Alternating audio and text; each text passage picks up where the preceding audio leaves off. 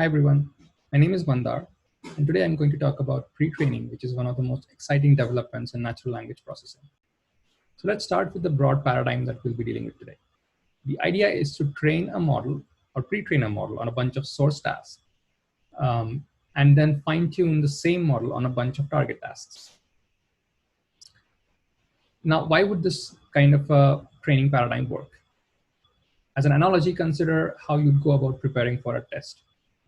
The test might consist of questions about a particular topic, but your first step would likely be reading up about that topic from, say, books or papers or other kinds of material.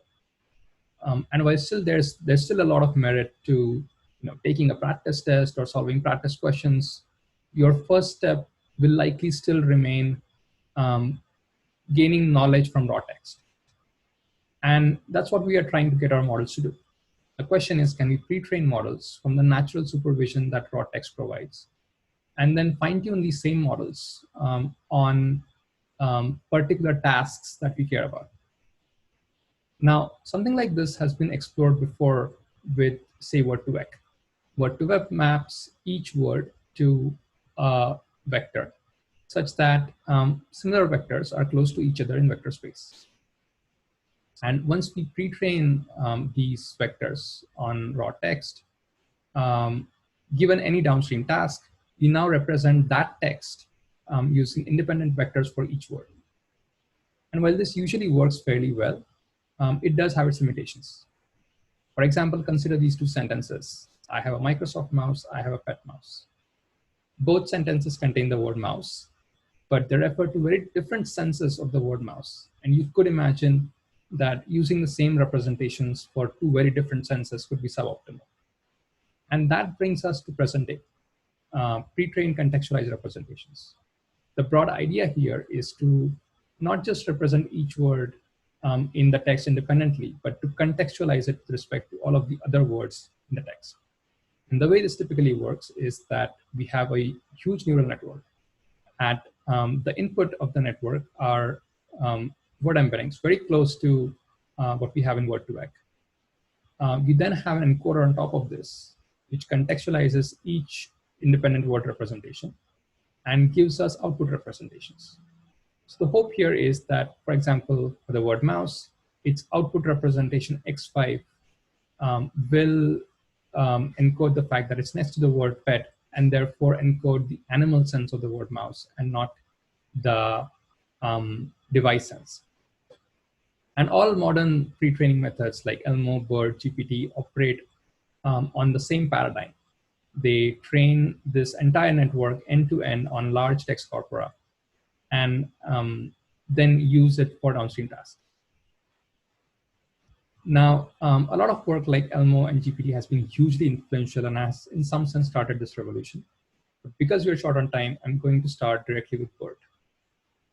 BERT, as we said, pre-trains general purpose representations and then fine-tunes them on 10 tasks. The input to BERT, or the input to BERT pre-training, is some input text, and we'll define what this is in just a moment. But right now, we can just assume that this is text tokenized into subwords or word pieces. Now, this tokenized text is then processed in a particular way. We replace some of the subwords, a very small proportion, 15%, by special mask tokens. And then this mask input is then passed on to a transformer encoder, which gives us back output representations. The main pre-training objective is to predict the original contents of the mask using the output representations.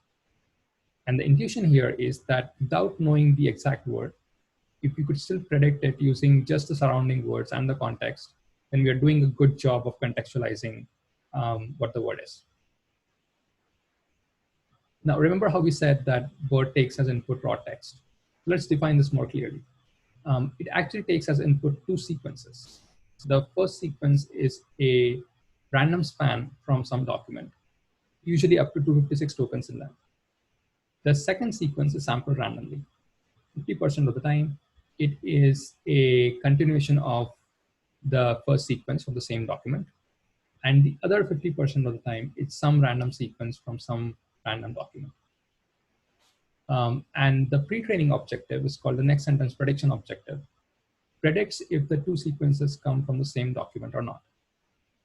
And you could see how for both of these objectives, the MLM objective and the next sentence prediction objective, we don't really need any kind of label data. This is something that we could obtain naturally from raw text. And this really allows us to scale up these models. BERT large, for instance, contains 340 million parameters, and it was pre-trained on 13 GB of text over 4 days. And it's safe to say at this point that BERT has kind of changed the way we do NLP. So the next natural question is, how can we do better? And here I'm going to talk about two directions, efficiency and scale. Efficiency is about designing efficient pre-training tasks to minimize the computational cost.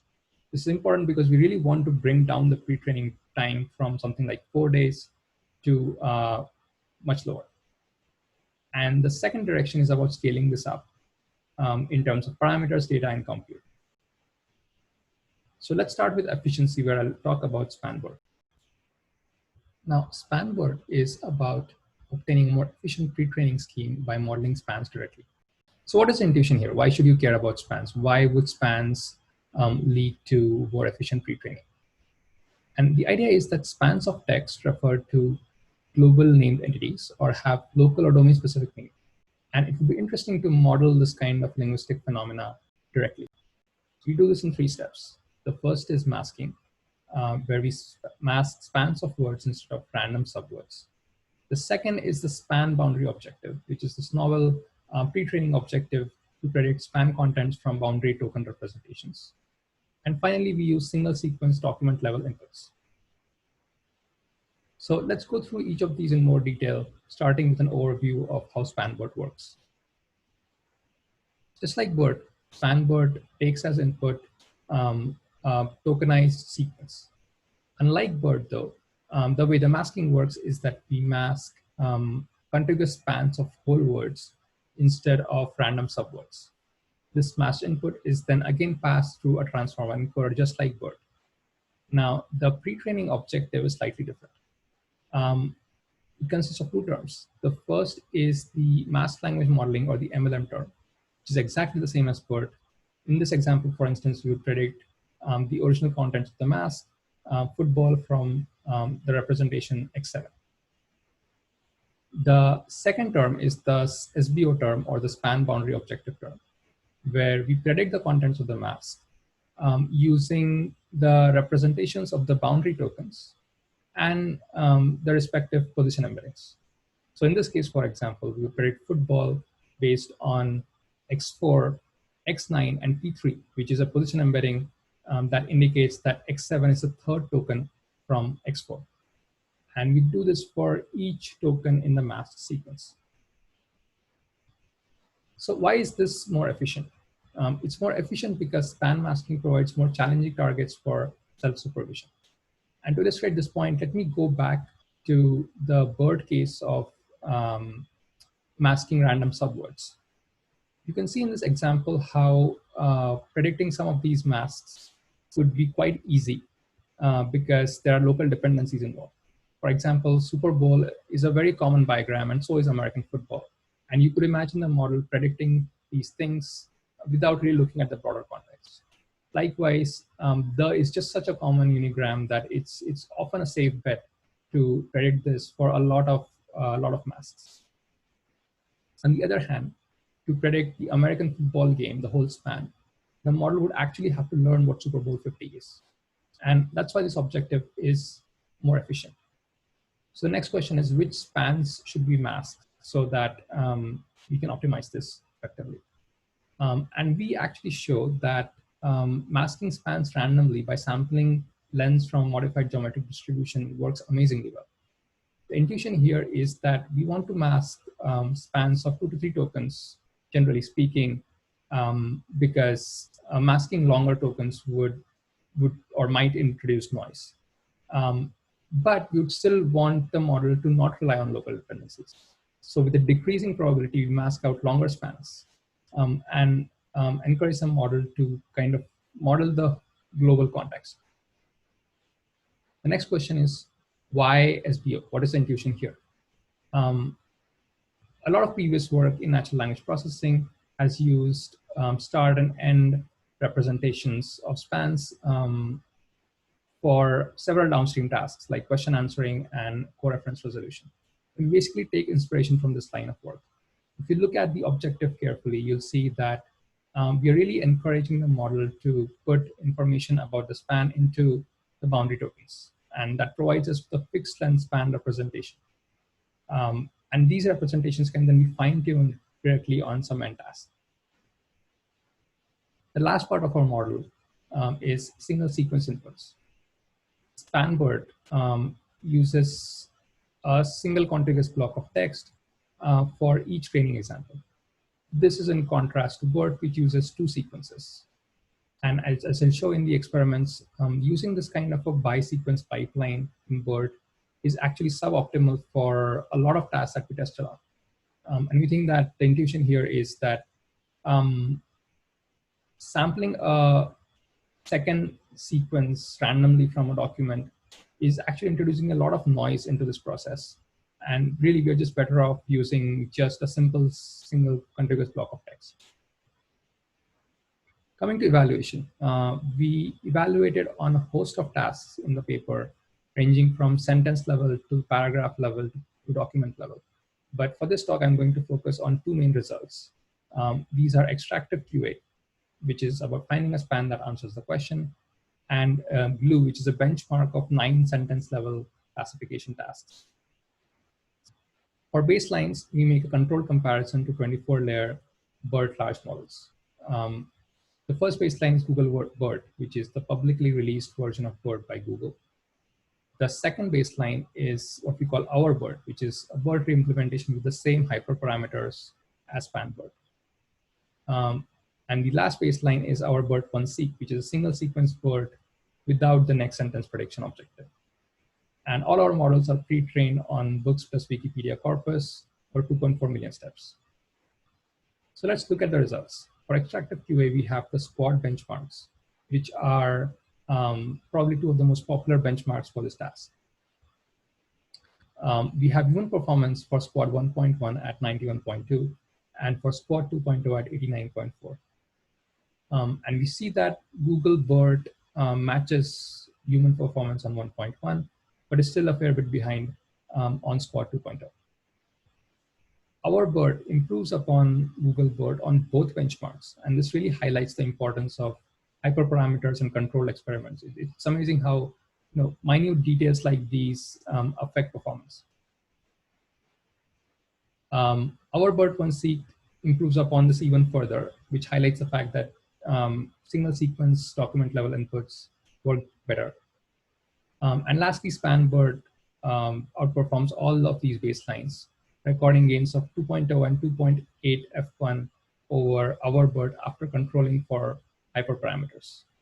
And what is even impressive about these results is that on squad 1.1, we are well above human performance with our version of BERT. And in spite of this, we get gains of 2.0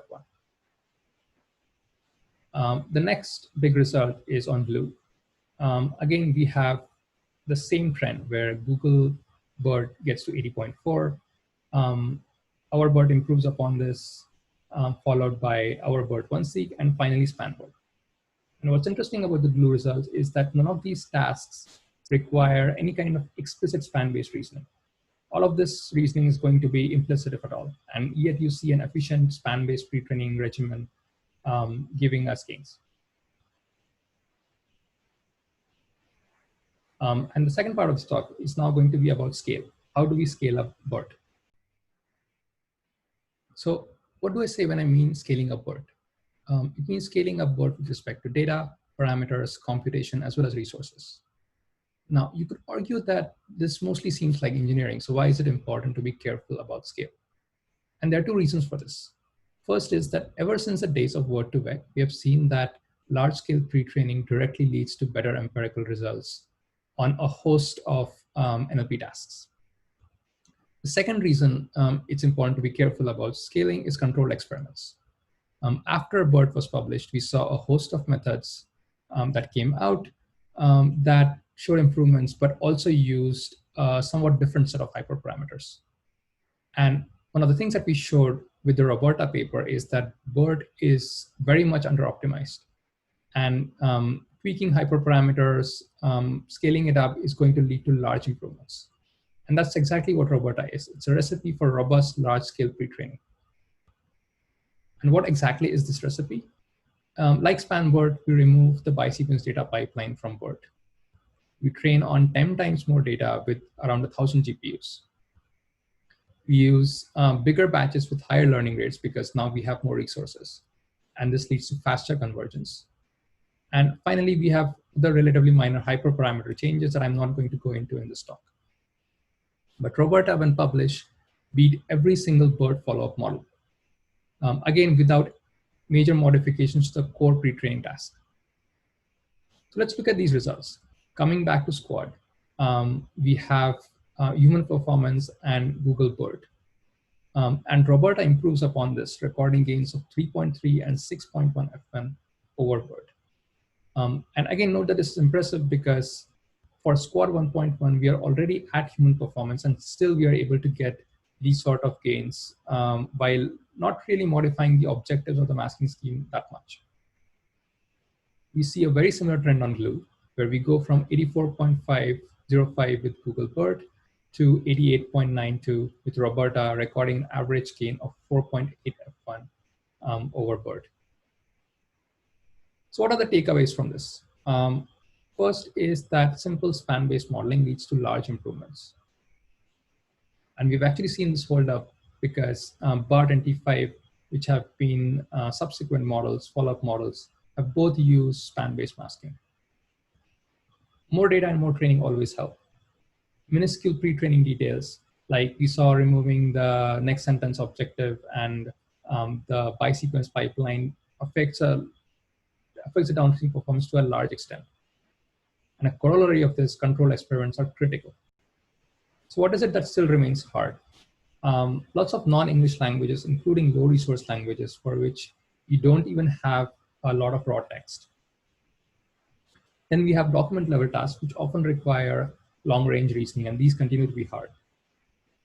We have specialized domains like medicine and biology, which contain a lot of rare words and more involved concepts. Then we have natural language generation, in part because evaluating the output of generation system continues to be an open problem.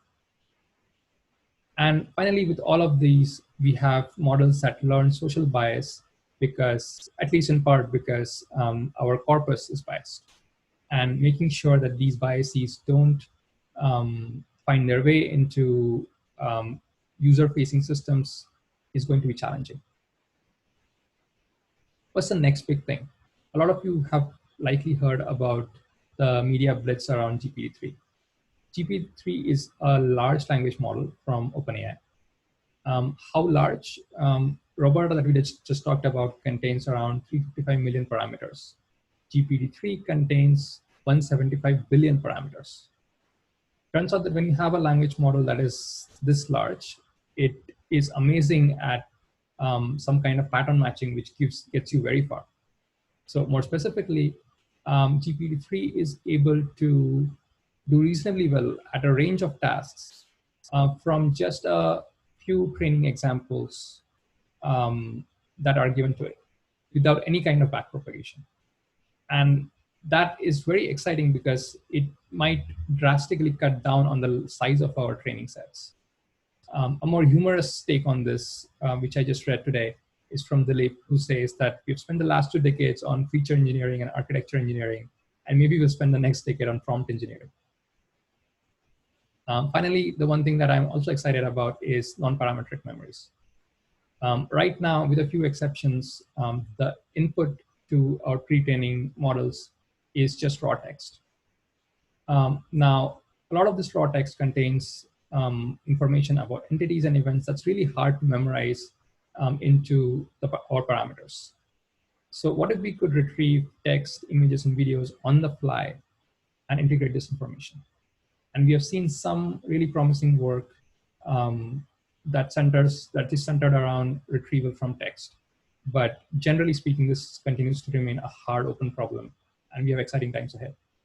That's all I have to say. Thanks a lot.